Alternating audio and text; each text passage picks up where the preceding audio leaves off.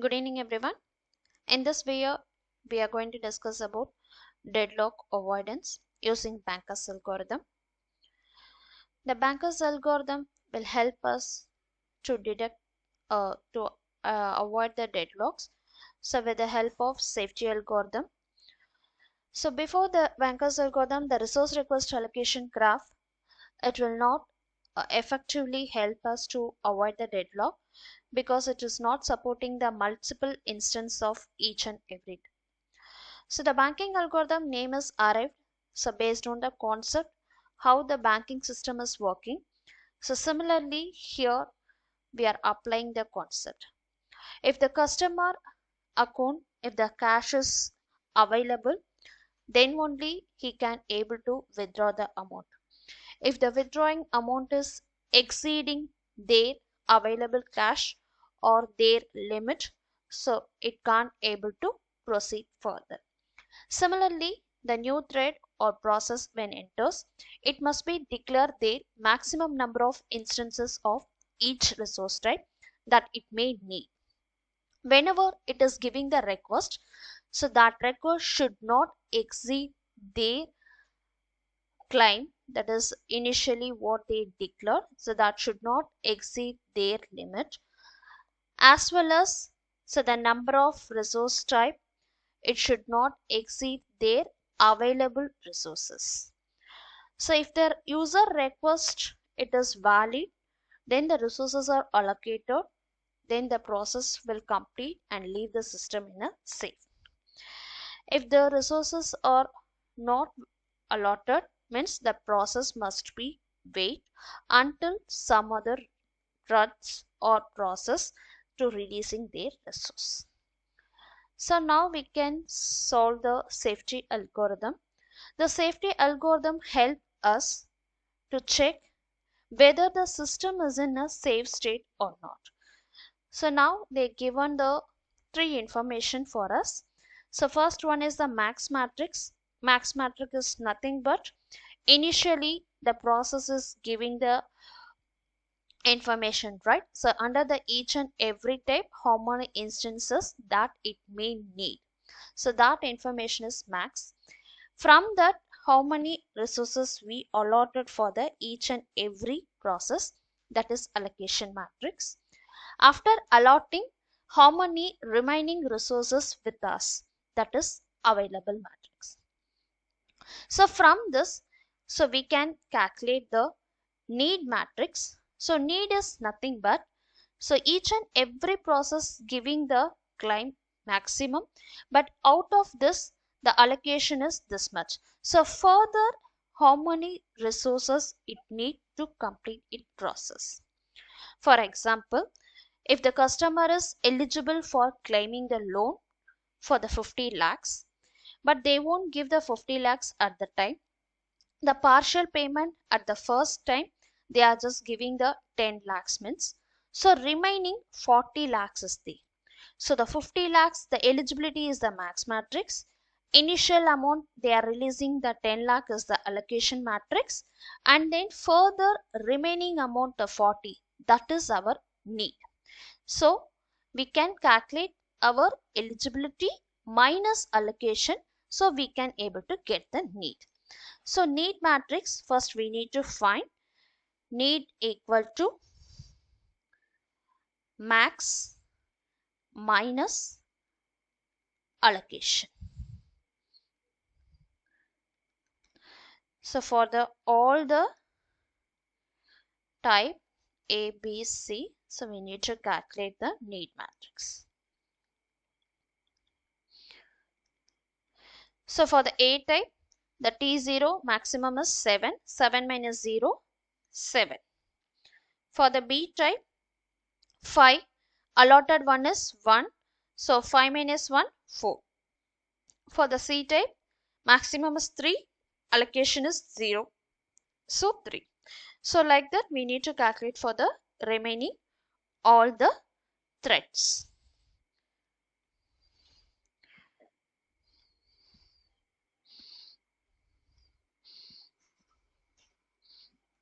Yes. Now we can apply safety algorithm one by one. So the first step, we need to assign the work equal to available. So our available is here given 332. So work equal to 332. Then we are initializing the finish of I. For all the process, we are just making as a false state. So initially all the process in a false. So once each and every process complete its work, so then it will become as a true. So here they are just mentioning as a threads, either threads or process, anything. So the loop will be executed for all I equal to 0 to n minus 1. So the loop will start for I equal to 0. So we need to check the condition finish of I, that is finish of 0, whether equal to false or not. So finish of 0 is it is false, the condition satisfied, and the next step, need 0 must be less than or equal to our work. Need 0, so we calculated the need matrix. So for the T0, what is the need? 7, 4, 3, that must be less than or equal to our work. So our work value is 3, 3, 2. So we are assigned work equal to 3, 3, 2, our available. So for the each and every type, we need to check whether the need is less than their work or not. So 7 is greater than 3 here, 4 is greater than 3, and 3 is greater than 2. So here all the condition is getting failed. So the second condition, need is less than or equal to work, the condition getting failed. So P0, that is a process 0 can't able to work. So the thread 0 must be wait. So the next step, I equal to 1, the loop is going to execute for the next. So again, all the 3 steps are going to be execute. Now the condition finish of 1, whether equal to 0 or not, is finish of 1, it's equal to false, and need of 1 must be less than or equal to work. Need 1, we can take it from the need matrix, 1, 2, 2, less than or equal to work is 3, 3, 2. So 1 is less than 3, 2 is less than 3, and 2 is less than or equal to 2. So it is equal, so the condition satisfied. So here both the conditions are satisfied. So then it will proceed further. So the I1 can able to work. So the resources can able to allotted for them after finishing the I1. So all the resources are released by I1. So that is P0, it is releasing their resources. So our work is going to be increased. So work equal to work plus allocation of 1, because process 1 is completed. So what are all the resources allotted for the process 1, that is going to be releasing. So already our work value is 332. So now which resources we allotted for the T1, 200, that is going to be added now. So work equal to 532. So now I1 is completed. So immediately we are just changing the array position. So for the P0 is false. Now the first process, it is completed. So the false will become as a true. So remaining as it is false. Now the loop is going to be continue for I equal to 2. So the same. Now finish of 2, whether equal to false. The finish of 2 equal to false. Yes. Then need 2 must be less than or equal to work. Need 2, from the need matrix we can take it. 600 must be less than or equal to our work is 332. So it is greater. So here condition is fail. So T2 must wait. So similarly, the loop is going to be execute for the next one, I equal to 3. Again the same condition. finish of 3 equal to false, yes, and need 3 must be less than or equal to work. Need 3 from the need matrix 0 1 1 less than or equal to work value is 5 3 2. So we need to take the updated work value, not the previous one. So now the condition is satisfied. So both the conditions satisfied. So the P3 can able to work. So after working, it is returning their losses. Work equal to work plus allocation of 3. So work value is 532. Allocation of 3, you can take it from the allocation matrix 2 1 1. So now the updated work value becomes 743. So after finishing this, immediately we need to update the finish. So 0, it is still false. So process 1 is true and 2 is false, and now 3 become as a true and then 4 is false. Yes. So now I equal to 4.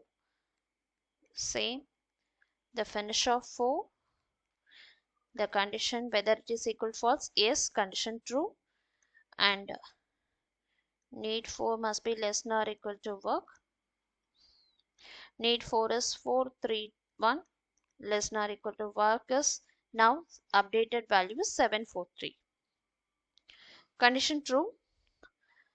So now work equal to work plus allocation of 4. So work value is 743 plus allocation of 4 002. So 7 4 5. So this is our updated work value. So then immediately we need to update the finish because the 4 is now completed. 0 is still false. First process is true and second process is false and third process true. Now the fourth process it's become true. Again the loop will going to be execute. So for m into n square times. So because the process 0 and then process 2 still it's waiting. So other process it may releasing the resources. So now again I equal to 0. We need to check the condition. Finish of 0 whether equal to false is condition satisfied, and need of 0 must be less than or equal to work. Need of 0 from the need matrix 743 less than or equal to, now our work value is updated 745. So now this condition is satisfied. So now the P0 can able to complete its work. After the work it is releasing the resources. So work plus allocation of 0. Work equal to 745. Now allocation of 0 is 010. So now our updated work value is 755. So then finish we need to update.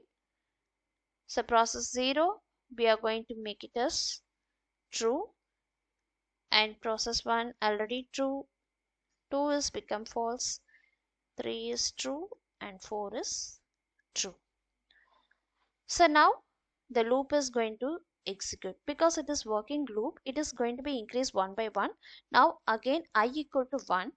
Now we are checking the condition finish of 1 whether equal to false or not. So under this condition the finish of 1 it's already 2. So here the condition is going to be getting failed. So it is moving for the next I equal to 2. Now finish of 2 whether equal to false, yes, the condition satisfied, and need 2 must be less than or equal to work.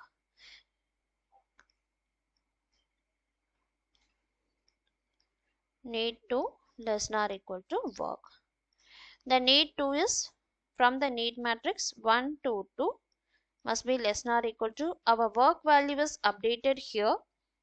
So now work is 755. Now the condition satisfied. So the I2 is going to be complete its work. So now work equal to work plus allocation of 2. So the work value is 755 plus allocation of 2 is 302. So now 1052. So our work value is 1052. After this, immediately we need to update the finish value. 0 is already true, 1 is true. Now the 2 will become as true, 3 is already true, and 4 is already true. Again the loop is going for I equal to 3.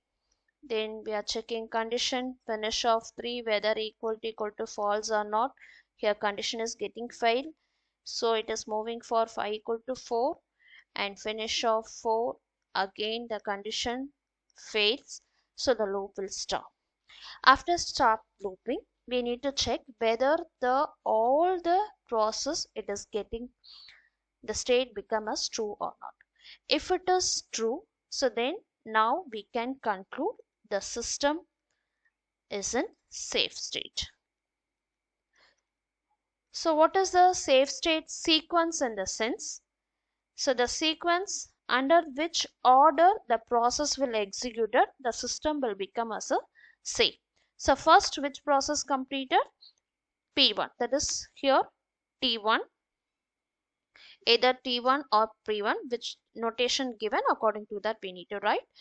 And then next one is T3 and T4 and T0 and T2. So this is a safe state sequence. So one more tip, whether we solve this problem correctly or not, you can easily verify. So at end of the state, so you can check the work value. So that must be the total number of resources. So how we can calculate the total number of resources in the sense? So we having the information allocation under the each and every type, how many allotted resources and then how many available resources. So we can add these two things. So we can get the total resource. So for the A type, how many allocation? 2, 3, 2. So here 7.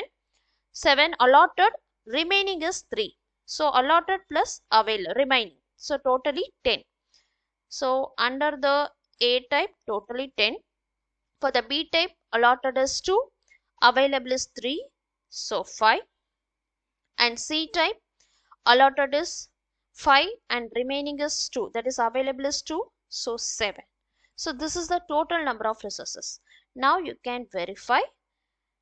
After executing all the process, it is releasing all the resources. So the work value become as 10, 5, 7. Sorry, here it's mistake. 10, 5, 7, not 2. Because 5 plus 2, it is 7. So now you can easily verify now. The work value must be equal to our total number of resources. So if it is equal, so then we solve the safety algorithm correctly. Suppose if any mistakes in this number and then compare with our total number of resources now, so we made the mistake in any one of the step. So like that we need to check whether our system is in a safe state or not.